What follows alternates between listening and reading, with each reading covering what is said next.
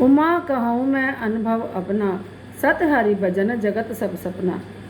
गोस्वामी तुलसीदास जी द्वारा रची गई श्री रामचरितमानस की इस चौपाई में भगवान शिव माता पार्वती से कहते हैं, उमा कहूँ मैं अनुभव अपना, सत हरि भजन जगत सब सपना। अर्थात केवल हरि का स्मरण ही एकमात्र सत्य है, बाकी इस जगत में सब कुछ केवल सपने के समान है। जैसे अर्धनिद्रा की अवस्था में जब आप कोई सपना देखते हैं तो सपने की स्थिति के अनुसार आप सुख या दुख को अनुभव करते हैं, किंतु जैसे ही आप जागते हैं तो वह सुख या दुख समाप्त हो जाता है। ठीक उसी प्रकार जब आप हरे कृष्ण महामंत्र का जाप करते हैं, उसके महत्व को समझते हैं, तो आप संसार के वास्तविकता को समझ पाते हैं, स्वप्न से बाहर निकल पाते हैं। तब जाकर आपका हृदय एक ऐसे आनंद की अनुभूति करता है जिसका कभी अंत नहीं होता। ऐसा नहीं है कि इस जगत के क्षणिक होने का आभास हमें अपने जीवन में नहीं होता, लेकिन हम वास्तविकता की ओर अपना ध्यान लगाते ही नहीं। जैसे एक प्रसिद्ध कवि ने कहा है, शमशान संसार का सबसे बड़ा मुख्य शिक्षक है। शमशान ही वह जगह है जो हमें जीवन के सत्य से अवगत कराता है, किंतु हम पुनः इसको मना करके इस संसार में लगे रहते हैं। जीवन में सबसे बड़ा भय मृत्यु का होता है, और यदि आप इस भय से मुक्ति पाना चाहते हैं तो स्वयं को पहचानना पड़ेगा।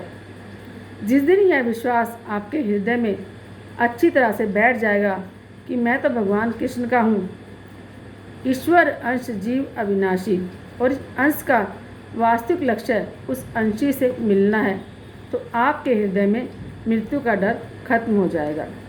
जिस दिन आप प्रभु के उस मनोहारी रूप सौंदर्य में खो जाएंगे और निरंतर उसका नाम स्मरण करते रहेंगे, तो आप उस आनंद की ओर अग्रसर हो जाएंगे, जिसमें संत सच्चिद आनंद यानी सच्चिदानंद कहते हैं।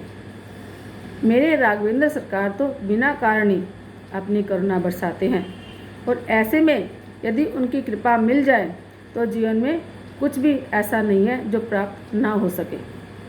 गोस्वामी तुलसीदास जी ने श्री रामचरितमानस में लिखा है कि प्रभु राम का नाम दुर्भावना के साथ भी लेता है जो, उसका भी प्रभु कल्याण ही करते हैं। अजामिल ने जीवन भर दुष्कर्म किए, किंतु यमदूतों को देखकर डर से अपने पुत्र नारायण को पुकारने लगा, तो केवल इतने पर ही प्रभु ने उसका अपना निज धाम दे दिया। अब आप ही सोचिए, क्या ऐसे करुणा में प्रभु को एक क्षण भी बुलाना ठीक है? जरा सोचिए, समय तीव्र गति के साथ भाग रहा है। ऐसा न हो कि जब आपकी चेतना जागे तब तक समय समाप्त हो चुका हो। इसलिए उठत बैठत सोवत जागत जपो निरंतर नाम, हमारे निर्बल के बल हैं राम। यही कलिकाल न साधन दूजा, जोग यज्ञ जप तप व्रत पूजा। रामय सुमरे गाय रामय, संतत सुने राम गुण रामे।